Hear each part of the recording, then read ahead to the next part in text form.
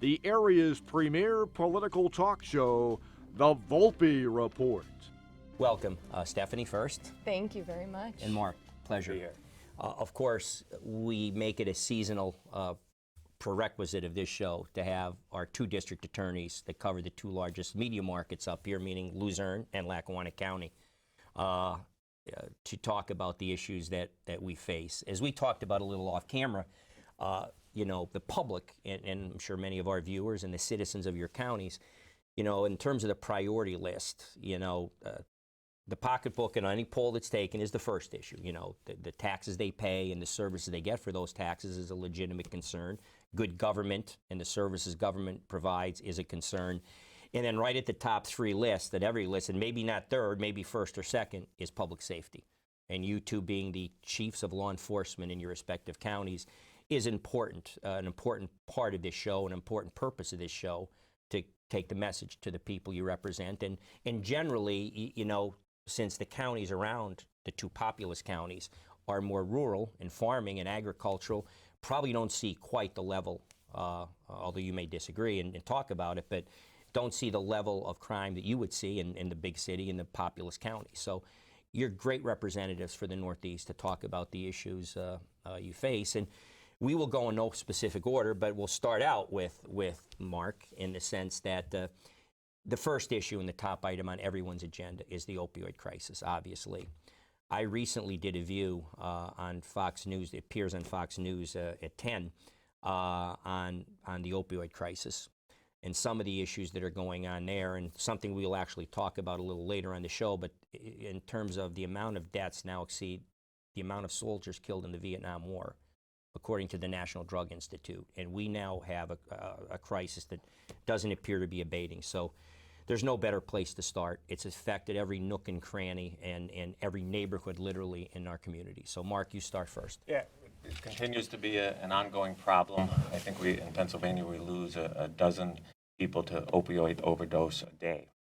And Lackawanna County and Luzerne County certainly carry a heavy burden and a share in that responsibility to take steps and do what's necessary to try to reduce this crisis. So law enforcement is really doing just about everything it can do and has been doing, but it's important not just to cut down the supply, but also to address the demand.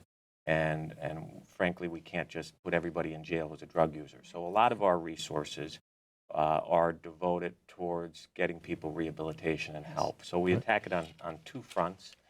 I chair the Opioid Recovery Coalition, where we actually work with specific experts in different groups, healthcare providers, rehabilitation specialists, to try to really address in a more of a scientific way on what's working, what's not working, and try to devote our resources to getting people help quickly, getting people help when they're most in need of help, to try to do our best to control this epidemic. Sure.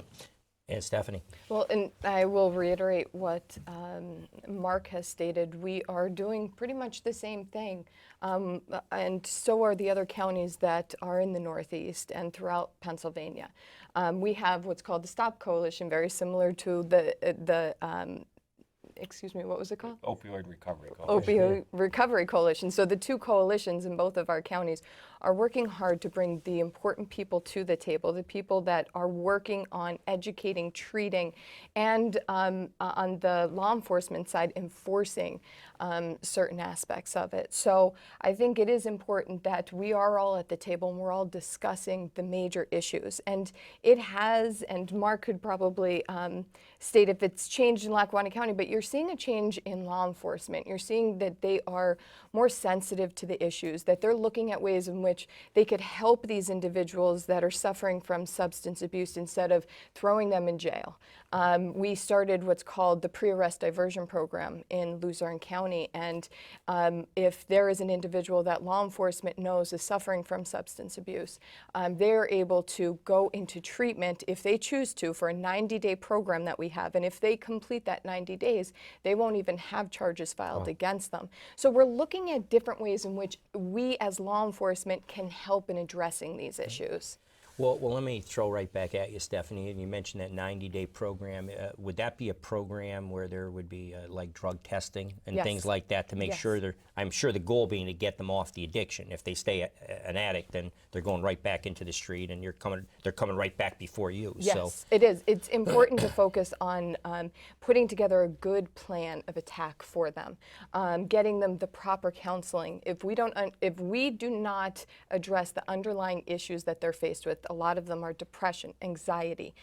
If we're not addressing that and we're just addressing the substance abuse, then they're not going to be helped. So we have to look at the individual themselves and say, what is the issue here and how can we help them? And let me tell you, this 90 days is what we put on for the program in order to say you're not going to be charged with a crime.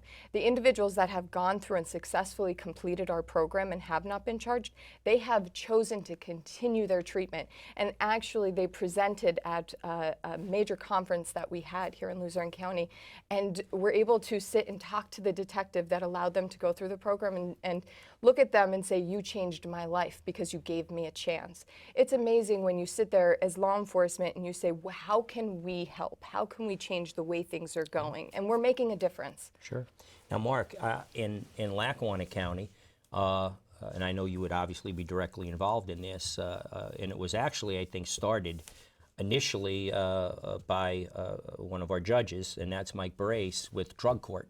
So talk a little bit about that and how that works. It sounds similar to what you're Yes. doing, different but similar in a way. Yeah, we have a highly successful drug court program that's been in existence for 20 years and really is used as a model not only across the state but across the country.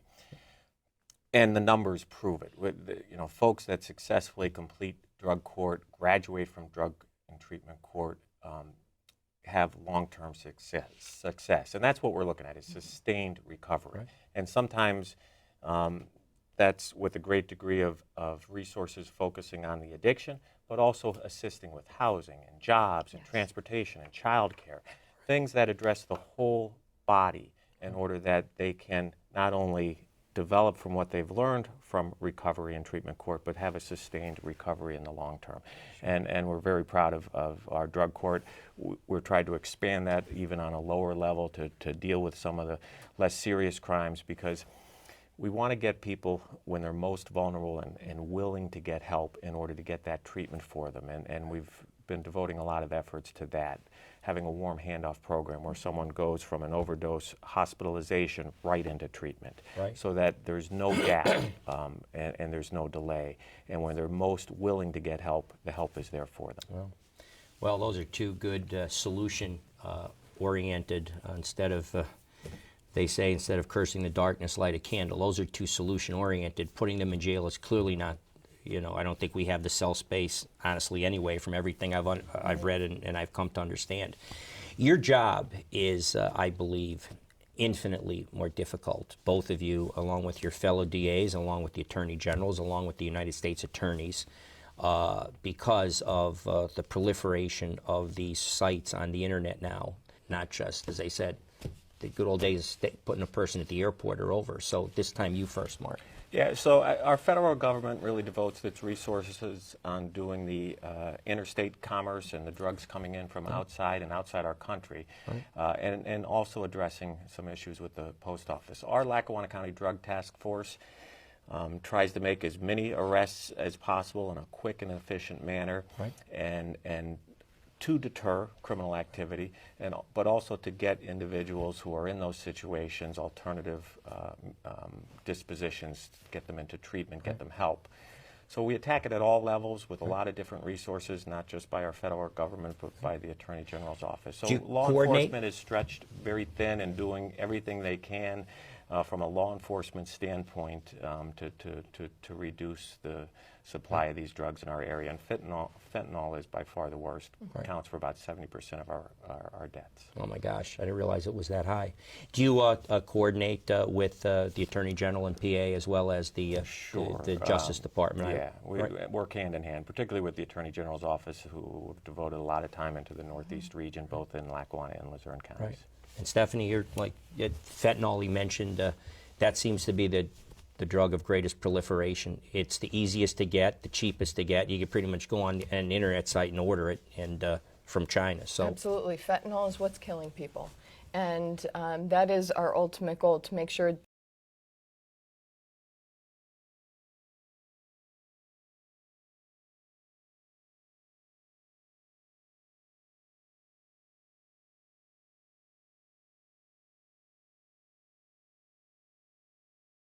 doesn't get into the hands of our residents in our counties. And you're right, when it comes to the Postal Service, they are working to better equip themselves to stop the drugs being mailed in from outside of the country that's coming in. In Hazleton alone, we had, I'll give you one example, we had a major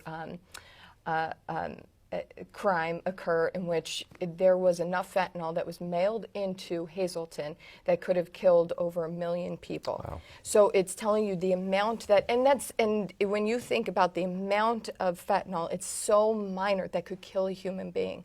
So they're finding different ways. They're smart. They know how to change when necessary. So they're changing the way they do things to make law enforcement stay on their toes.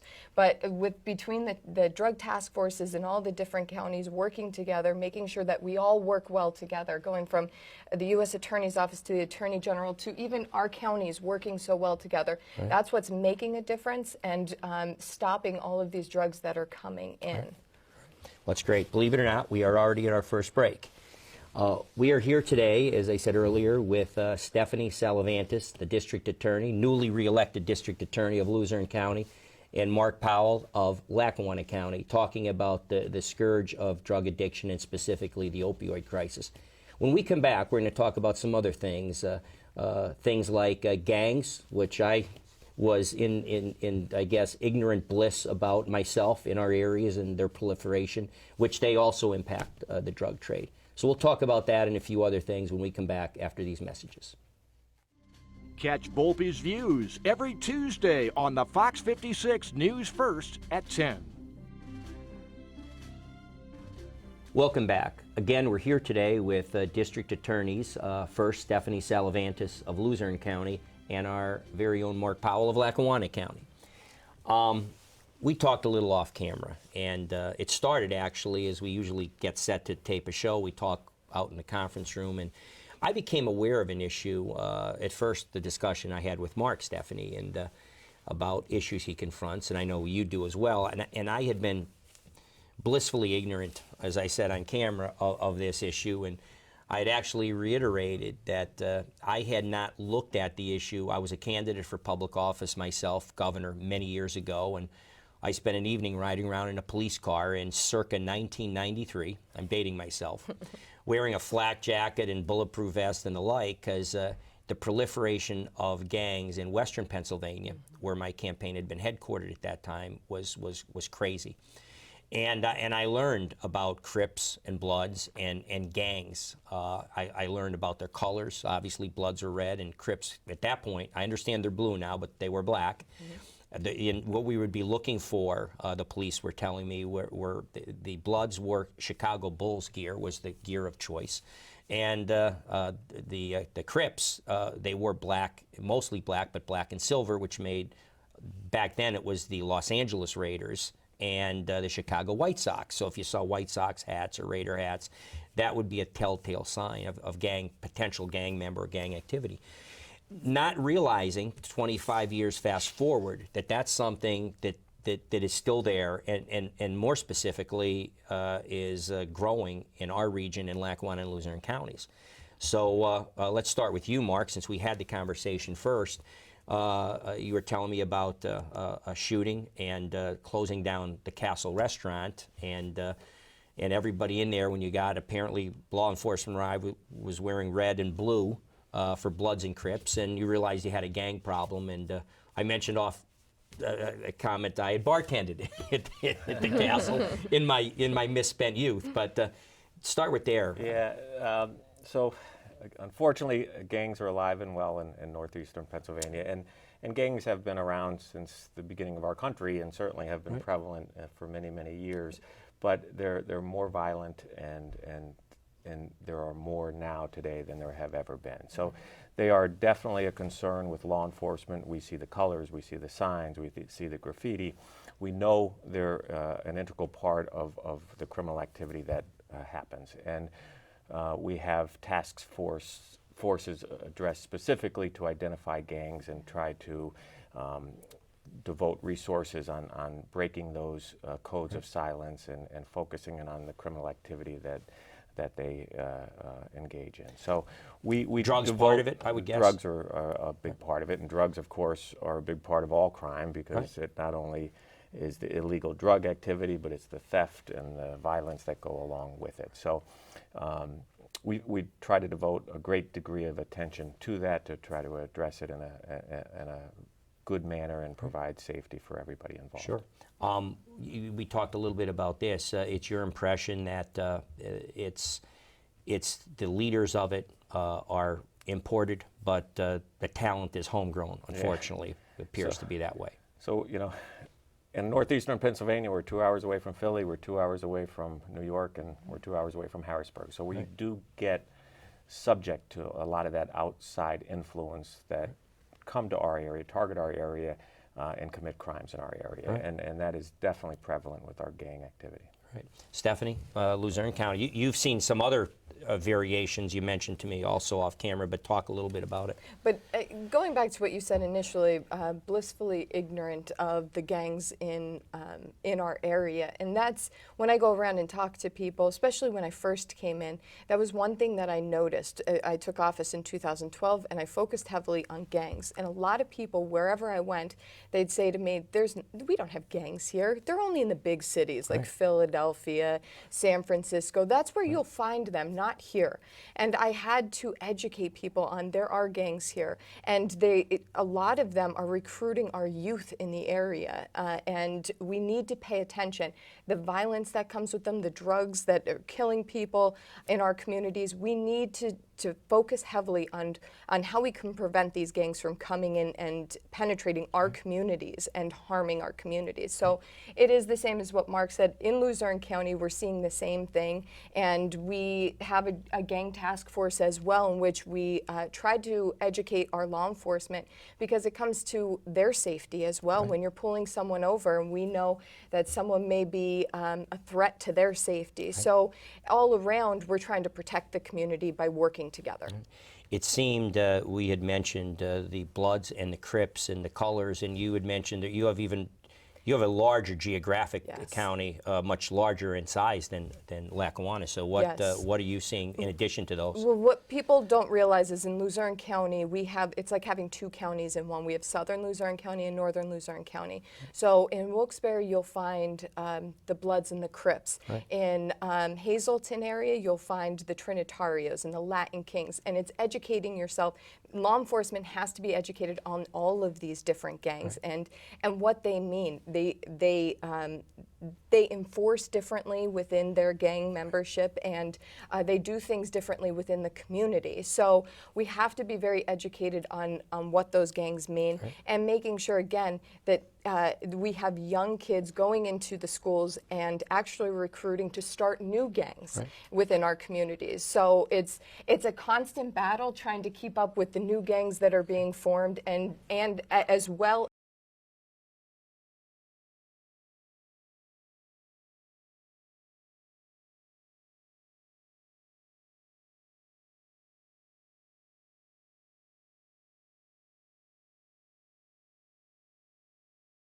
as the gangs that are in existence and have been for centuries. Decades, sorry. When I learned about gangs, it also, they needed kind of, for lack of a better word, a mission statement that, like as we talked about, it is organized crime in its truest form, but they needed a purpose other than to wear the colors and to, otherwise it's just Halloween. It's got to be more than that. And so I would think, based on our earlier conversation in the first segment of the show, that one of the things I'd learned back in the day in the Pittsburgh area, that the drugs was a major, they became effectively a third-party subcontracted release or chain of distribution because obviously if you're just recruiting people on the street to be drug dealers to go into different places to sell the drugs, if you already have an established criminal enterprise that they were very willing to engage for a fee, of course, for money, to kind of, we'll take care of the, the enforcement, the distribution. So I don't know, are you seeing any of that here as well? Absolutely. And it's drugs and violence. Gangs bring drugs and violence into your community. One thing that we started in Luzerne County and we were able to get a grant for is a Gun Violence Reduction Task Force, which is going to work closely with the Drug Task Force as well as our Gang Task Force, because you're seeing drugs, gangs, and violence, the legal weapons on the streets which are causing the violence within our communities. So it all goes hand in hand, and I'm sure Mark can... Yeah, Mark, you? Yeah, sure. And sharing the information with the two counties is very important as well, because while different, the sources of the crimes are the same, and the motivation is the same. So the gangs develop to have greater strength, and there's power and strength in numbers, and we have to do everything we can and work together to chip away at that and ultimately win the war. And it is a war. Yeah. The bottom line is it's a war out there from a law enforcement standpoint. And they don't know boundaries. We constantly say that. We have boundaries, Lackawanna, Luzerne County, but we're constantly working together over our boundaries, because you'll see, exactly like Mark said, the communication between the counties and seeing what's happening in Scranton and then what's happening in Wilkes-Barre. It's the same thing, and that's helping our investigations and actually being able to arrest these individuals because of that communication. Right. Well, let's change gears before you guys, the time just slips by on us, as we know. Let's start with you this time, Mark. A big effort that you've been engaged in is, we all understand that being a chief law enforcement officer, district attorney, attorney general, I've had Josh Shapiro on the show as well, a big part of it is the administration of your offices, and the more efficiently they run, the more competent they are, and the more results you get. So some of the issues you confronted and what you've done to implement a more modern office and a more efficient office, because the administrative component is a big part of what you do. So, yeah, I'm proud of what we accomplished in the last 2 years, and I approached government life a little differently, because I was in private practice and ran a firm successfully for 27 years. So there were some, almost comical basic things that weren't in place that we just had to implement, and those were easy fixes. But the change is going to be a gradual change. There was a lot of good. You obviously want to preserve and keep the good, and then you want to perfect things that could be better. So we've attacked it from many fronts, and I think we're doing a good job. We're trying more cases. We're trying better cases. Although we're always open-minded to resolutions that hold people accountable for their crime, and to provide treatment for individuals who seek treatment if they have a drug addiction. So we are doing our best to work with what is successful. We have a 20-year history with a successful drug court. There's not a lot we can do to fix or make that better, but we certainly want to support it in every possible way. On the other hand, there's some things that needed to be changed, and I think we've hit those head on, and it's a culture change to a bit, so it will take some time, but we're making great progress and doing some nice things in Lackawanna County. You mentioned things like if you called after 5 o'clock, there was no one home at the inn, so to speak. Some simple thing like voicemail. Talk about that. Yeah, that's a comical example, but there were some basic things on tracking statute dates and having voicemail set up and using computers to be a little more efficient and things that, quite frankly, I took for granted for many, many years in private practice. But I'm more proud of the fact that we're trying cases, and I'm actually leading some of those cases to make sure that the right cases are being tried. Not every case has to be tried, but certainly the right cases have to be tried, and we're developing that culture within that folks are prepared and ready to go to trial, which ultimately will lead to more plea resolutions, because defense attorneys and defendants understand that if they are going to take a case to trial, they're going to pay a much greater consequence. So I've focused a lot of efforts on that in the office because that's where there was a great need to focus my attention on. But I'm very proud of what we've done with the Opioid Recovery Coalition. We've implemented a Safe School Coalition that has gotten some nationwide press. We just presented in Hershey to statewide school directors. So we're attacking things on a lot of levels, and I'm proud of the work we've accomplished in a short period of time. Stephanie? There have been so many things that we have done over the past 8 years, but really making sure that our administration is more streamlined and more efficient. And it was simple things like having division heads that were sitting down and discussing cases one-on-one with all of our lawyers. We have 29 lawyers in the office, and for me to be able to do that, that wasn't possible unless I did not sleep ever. So making sure that the right people were in positions that were able to help lawyers and then come to me and sit down and say, these are the areas we need to work on. So it made things more efficient in the office and making sure, exactly like Mark said, that we're taking the right pleas and going to trial on the right cases to use taxpayers' money wisely. And just getting into the 21st century of electronic discovery and using computers properly. We don't have to have paper everywhere. Storage of documents instead of having warehouses of paper, making it that we are in the 21st century, and expanding and taking over our drug task force and expanding that substantially. There's so much that has taken place within our office that I'm so proud of, and I've another 4 years to implement more changes. Well, the greatest vote of affirmance voters can give and your community can give is to have you run unopposed for major office. So congratulations on that. You. I know Mark will be seeking re-election and aspire to a vote of and a mandate of the same type of acclamation of success that you have achieved. And thank you both for spending your time. I know how busy both of your schedules are. So Stephanie, thank you. And Mark, thank you. It's been a pleasure. Yeah. Again, we are here today with District Attorneys Stephanie Salavantis of Luzerne County and Mark Powell of Lackawanna County, talking about the issues they face and we face as citizens and parents and grandparents in our community.